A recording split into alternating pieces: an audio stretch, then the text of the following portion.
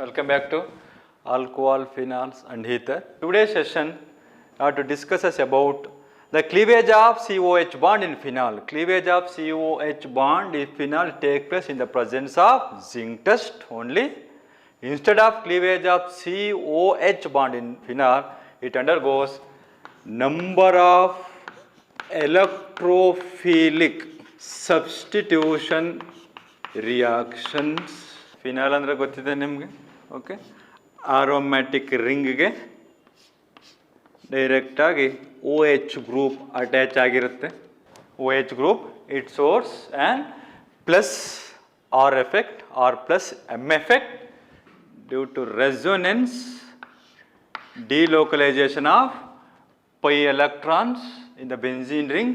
It increases the electron density at ortho and para position. The incoming electrophile is substituted at ortho and para position. Okay, that is the reason for phenols. It undergoes the electrophilic substitution reaction. ನಿಮ್ಗೆ already ಗೊತ್ತಿದೆ, electrophiles means electron deficient species carrying positive charge, or sometimes it is also a neutral species. Let us consider a one by one. The first electrophilic substitution reaction in phenol is nitration. Nitration reaction ಅಂದರೆ ಗೊತ್ತಿದೆ, generation of an electrophile NO2 plus nitronium ion. This electrophile is substituted at ortho and para position. The resultant product you call nitrophenol. Phenol treated with dilute HNO3, what you get? Orthonitrophenol and paranitrophenol, or IUPAC name 2-nitrophenol and 4-nitrophenol, generally called O indicates orthonitrophenol, and this is called paranitrophenol. Suppose in the nitration reaction, ನಿಮ್ಗೆ already ಗೊತ್ತಿದೆ, the nitrating mixture, the concentrated HNO3 and concentrated H2SO4 to generation of the electrophile NO2 plus nitronium ion. But in this case used only dilute HNO3. Why not? ಏನಕ್ಕೆ ನಾವು H2SO4 use ಮಾಡ್ದೇನೆ ಬರೀ dilute HNO3ನೇ ಸಾಕಾಗುತ್ತಾ? Yes, because phenol contain the highly activating group OH. OH group is highly polar in nature. ಅದು due to plus R effect ಇರೋದ್ರಿಂದ is an highly activating group, hence it is enough for dilute HNO3, does not require for your H2SO4. ನಿಮ್ಗೆ already ಎಲೆಕ್ಟ್ರೋಫೈಲ್ generation ಯಾವ ಥರ ಆಗುತ್ತೆ ಅಂತಂತಂದರೆ HNO3 plus H2SO4 to gives NO2 plus H2O plus HSO4 minus. ಯಾವಾಗ ನೀವು concentrated H2SO4 use ಮಾಡಿದಾಗ, suppose in case of dilute HNO3, the HNO3 undergoes a self ionization to 2HNO3, NO2 plus NO3 minus plus H2O. ಇಲ್ಲೂ ಕೂಡ ಎಲೆಕ್ಟ್ರೋಫೈಲು generation ಆಗ್ತಾ ಇದೆ. Okay, that is due to highly activating group, the OH is present in phenol. Dilute HNO3 is enough for the nitration of phenol. What you get? Orthonitrophenol and paranitrophenol. ಇಲ್ಲಿ ortho position ಒಂದಿದೆ, para position ಒಂದಿದೆ ತಾನೆ. It's called monosubstituted phenols. Next ನೋಡಿ, orthonitrophenol and paranitrophenol ಅಲ್ಲಿ major ಯಾವುದು? Major paranitrophenol. Major product is an paranitrophenol, minor product is an orthonitrophenol. ಇವಾಗ ಎರಡು mix ಆಗಿಬಿಟ್ಟಿದೆ ನಿಮಗೆ solution. How can the separated? ನೋಡಿ, ಆರ್ಥೋ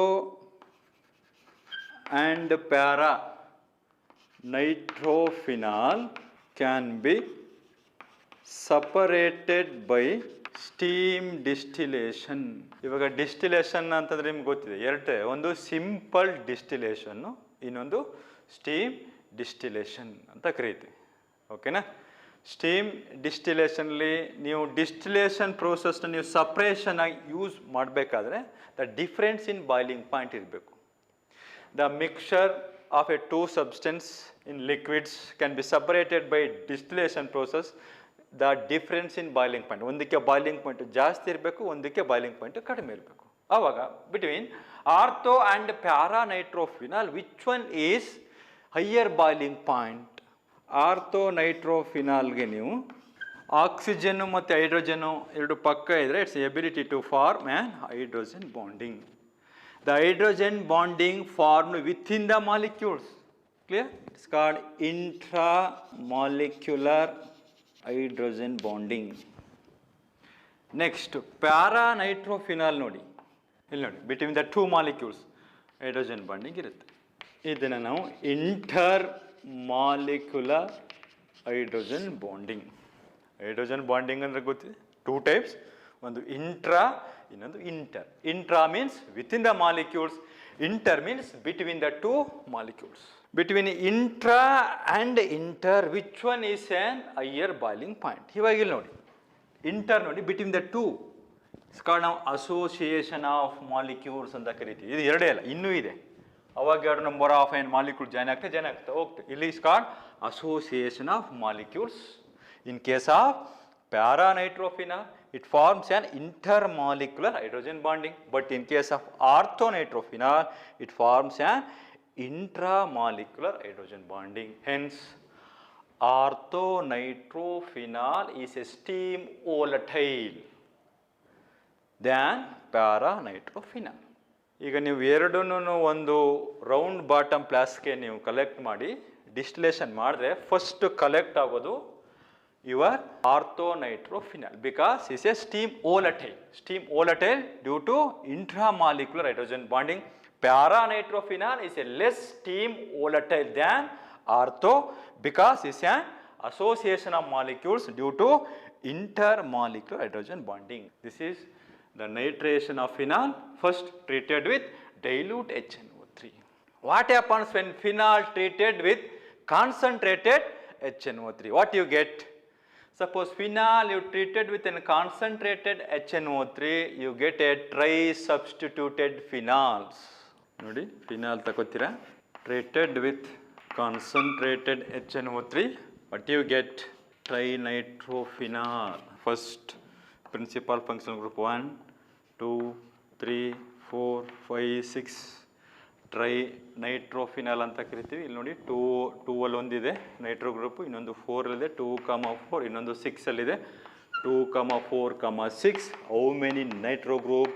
3 ಇದೆ. ಟ್ರೈನೈಟ್ರೋಫಿನಾಲ್ 2,4,6 trinitrophenol you obtain when phenol treated with concentrated HNO3, and it's a common name, very famous name, you called picric acid. Suppose in your exam, what happens when phenol treated with concentrated HNO3? Write the equations. When phenol treated with concentrated HNO3, you get picric acid or 2,4,6 trinitrophenol. But when phenol treated with a dilute HNO3, you get the monosubstituted phenol, ortho and paranitrophenol. This is about the first electrophilic substitution reaction in phenol is nitration. Next, the second electrophilic substitution reaction is called halogenation. Halogenation reaction. ಅದರಲ್ಲಿ first ನಾವು bromination ಅಂತ ಕರೀತೀವಪ್ಪ. Let us consider first phenol treated with bromine in a polar solvent like an water. Bromine in water, it is also called bromine water. What you get? A white precipitate of tribromophenol 2,4,6 tribromophenol. ನೋಡಿ, numbering ಕೊಡ್ತಾ ಹೋಗಿ, 1 2 3 4 5 6 2,4,6 3 ಇದೆ ಟ್ರೈಬ್ರೋಮೋಫಿನಾಲ್ plus 3 moles of HBr. The bromine water is a decolorized. What happens when phenol treated with bromine water. Write the equation. You get a tri-substituted 2, 4, 6 ಟ್ರೈಬ್ರೋಮೋಫಿನಾಲ್ ಅಥವಾ ಕೆಲವೊಂದು ಟೈಮಲ್ಲಿ phenol 3Br2 H2O ಕೊಟ್ಬಿಟ್ಟು identify the product ಅಂತ ಕೇಳ್ತಾರೆ for 1 marks. That is the bromination of phenol in the presence of a polar solvent like in water. Next ನೋಡ್ಕೊಳ್ಳಿ, phenol in the presence of bromine in the less polar solvent like carbon disulfide or chloroform. What you get? You get a monosubstituted phenol, orthobromophenol plus another one parabromophenols. ನಾವು ortho ಮತ್ತು ಪ್ಯಾರಾಗೆ ಏನಕ್ಕೆ ಬರಿತಿದ್ದೀವಿ ಅಂತಂದರೆ the resonance structure of phenoxide ion. ಇಲ್ಲೂ ಕೂಡ ನೋಡಿ 2 cases ಇದೆ. ಒಂದು bromine in polar solvent like in water to get 2, 4, 6 tribromophenol, and second bromine in the less polar solvent like carbon disulfide, you get monosubstituted phenol like orthobromophenol and parabromophenol. That is the second electrophilic substitution reaction in phenol. Next, move on to the very important, the naming reaction. This naming reaction is the very important for your 2 marks in your board exam and is also your competitive exam. The first Raymond Tiemann is a scientist name. Phenol, starting reagent to phenol, the product you get salicylaldehyde. Phenol reacts with chloroform or trichloromethane ಅಂತ ಕರಿತೀವಿ. Chloroform in aqueous NaOH. Chloroform in aqueous NaOH. The intermediate, you get the intermediate.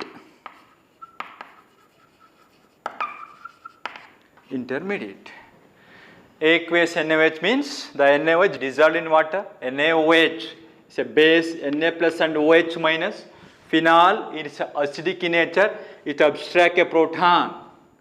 Removal of n water molecules, you get a sodium phenoxide, and the chloroform CaCl3 ಇದೆ, ಇಲ್ಲಿ ನಿಮಗೆ CaCl2 substitution ಆಗುತ್ತೆ. So you get an intermediate and react with another amount of sodium hydroxide. What you get? O minus Na plus CHO. This is and treated with an acidic medium H plus. You get your desired product salicylaldehyde. What is the IUPAC name? 2-hydroxybenzaldehyde. You get a product. This is an very important for 2 marks. Explain the Raymond-Tiemann reaction in phenol and really phenol reacts with chloroform in aqueous NaOH followed by an acidification. You get salicylaldehyde or 2-hydroxybenzaldehyde. The explanation is over. Next, write down a complete reaction. Starting from phenol, you get the desired product salicylaldehyde or 2-hydroxybenzaldehyde. The Raymond-Tiemann reaction is also one of the electrophilic substitution reactions. ಈಗ ನೀವು night ರೇಸ್ಟನಲ್ಲಿ NO2 plus ion, ಹ್ಯಾಲೋಜನೇಷನ್ ಅಲ್ಲಿ Br plus Cl plus, it's electrophile. In this reaction, which one is act as electrophile? ಏನಿದೆ ಅಲ್ಲಿ? Chloroform in aqueous NaOH. How to generated an electrophile? Let us consider the first, the chloroform Cl, ClH. Carbon is bonded to an highly electronegative atoms chlorine. Chlorine is shows the minus I effect withdraws the electron density towards itself. ಈ ಮೂರು halogen atom ತನ್ನ ಕಡೆಗೆ electron ಡೆನ್ಸಿಟಿನ ಎಳ್ಕೋತಾ ಇರುತ್ತೆ due to the negative inductive effect. Hence the CH bond is an very weak. Hence this proton is in a highly acidic proton, acidic. Suppose treated with your sodium hydroxide NaOH is in base, it abstract a proton. OH minus plus H plus to gives an water. What you get ನೋಡಿ ಇಲ್ಲಿ bond pair ಇಲ್ಲಿ ವಾಪಸ್ ಹೋಗುತ್ತೆ. ಅವಾಗ ಏನು ಬರೀತಾರೆ ನೋಡಿ Cl3 dot ಹಾಕಿ ಇಲ್ಲಿ ಮೈನಸ್ ಬರೀತಾರೆ ನೋಡಿ. ಇದನ್ನ ಯಾವ ಥರ ಬರಿತೀವಿ ಅಂತಂದ್ರೆ ನೋಡಿ ನಾವು Cl ಡಾಟ್ ಮೈನಸ್ ಮತ್ತೆ elimination of Cl minus chloride ion elimination ಆಗಿ what you get Cl2, that is the electrophile. CCl2 ಅಂತಂದ್ರೆ ನೋಡಿ ಇಲ್ಲಿ Cl ಎಷ್ಟು ಹೇಳಿತಾನೆ ಡೈ ಕ್ಲೋರೋ ಕಾರ್ಬೀನ್ ಅಂತ ಕರೀತೀವಿ. It's a neutral electrophile. That is the Raymond-Tymon reaction explain ಅಂತ ಕೇಳಿದ್ರೆ ಬರೀತೀರಾ. Okay, the fourth electrophilic substitution reaction in phenol, the scientist name Kolbe-base reaction. This is also and very important. Taken as a phenol treated with NaOH, what you get? Acid plus base. Phenol is an acidic reaction. You get sodium phenoxide. This sodium phenoxide is treated with carbon dioxide CO2 in the presence of a 400 Kelvin temperature and 4 to 7 atmospheric pressure. You get COO. Na, this is an acidification, acidic medium H plus or sometimes dilute HCl. You get Raymond-Tymon reaction CHO ಬರ್ದಿರಿ. ಇವಾಗ ಕೋಲ್-ಬೇಸ್ reaction ಅಲ್ಲಿ COH ಅಂತ ಬರೀತೀರಾ. ಅಲ್ಲಿ ಸ್ಯಾಲಿಸಿಲಾಲ್ಡಿಹೈಡ್ ಬರ್ದ್ರಿ, ಇಲ್ಲಿ salicylic acid. Common name IUPAC name ನೋಡಿ 2-hydroxy. ಅಲ್ಲಿ ಬೆನ್ಜಾಲ್ಡಿಹೈಡ್ ಅಂತ ಬರ್ತೀರಿ, ಇಲ್ಲಿ ಬೆನ್ಜೋಯಿಕ್ acid 2-hydroxy benzoic acid. Okay, this is your coal-base reaction. How to explain? In sodium phenoxide ಇಂದ ತಕೊಳ್ಳಿ ಸಾಕು. Sodium phenoxide treated with carbon dioxide CO2 at the temperature 400 Kelvin and pressure 4 to 7 atmospheric pressure, followed by an acidification to obtain salicylic acid or IUPAC 2-hydroxy benzoic acid. It's called coal-base reaction. Explain coal-base reaction ಅಂತ ಕೇಳ್ತಾರೆ. Explain ಬರ್ದು correct reaction ಬರೀಬೇಕು ನೀವು. In this reaction, which one act as an electrophile? ಇಲ್ಲಿ ನೋಡಿ carbon dioxide ಇದೆ ಅಲ್ವಾ, C double bond O ಬರೀತೀರ ತಾನೆ structure. Carbon is bonded to an highly electronegative oxygen atom. ಕರೆಕ್ಟಾ? ಎರಡೂ ಕಡೆ ಹೈಯರ್ ಎಲೆಕ್ಟ್ರೋನೆಗೆಟಿವ್ ಆಕ್ಸಿಜನ್ ಆಟಮ್ ಜೊತೆಗೆ ಬಾಂಡ್ ಆಗಿದೆ. ಈ ಎರಡು ಆಕ್ಸಿಜನ್ ಆಟಮು ತನ್ನ ಕಡೆಗೆ ಎಲೆಕ್ಟ್ರಾನ್ ಡೆನ್ಸಿಟಿನ ಹೇಳ್ಕೊಳ್ತಾ ಇರುತ್ತೆ. ಇಲ್ಲಿ ನಿಮಗೆ ಪಾಸಿಟಿವ್ ಚಾರ್ಜ್ ಡೆವಲಪ್ ಆಗುತ್ತೆ ನೋಡಿ.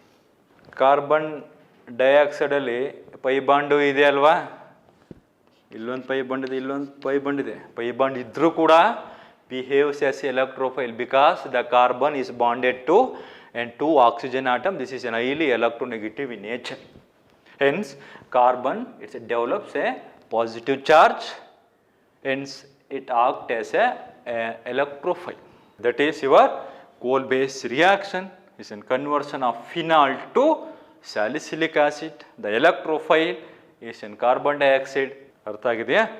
ಇದಿಷ್ಟನ್ನು ಕೂಡ the electrophilic substitution reaction in phenol, nitration, halogenation, Raymond-Tymon reaction and coal-base reaction. Next ನೋಡ್ಕೊಳ್ಳಿ, ರಿಯಾಕ್ಷನ್ ವಿತ್ ಜಿಂಕ್ ಡಸ್ಟ್ ಅಂದರೆ ಜಿಂಕ್ ಪೌಡರ್ ಅಪ್ಪ ಅಷ್ಟೇ. ರಿಯಾಕ್ಷನ್ ವಿತ್ ಜಿಂಕ್ ಡಸ್ಟ್ ಅಂದರೆ how does phenol react with zinc dust, right the equation. This is also and very important. Phenol reacts with zinc Zn followed by an heating, you get benzene plus ZnO. Okay, and phenol heated with a zinc dust, you get a benzene.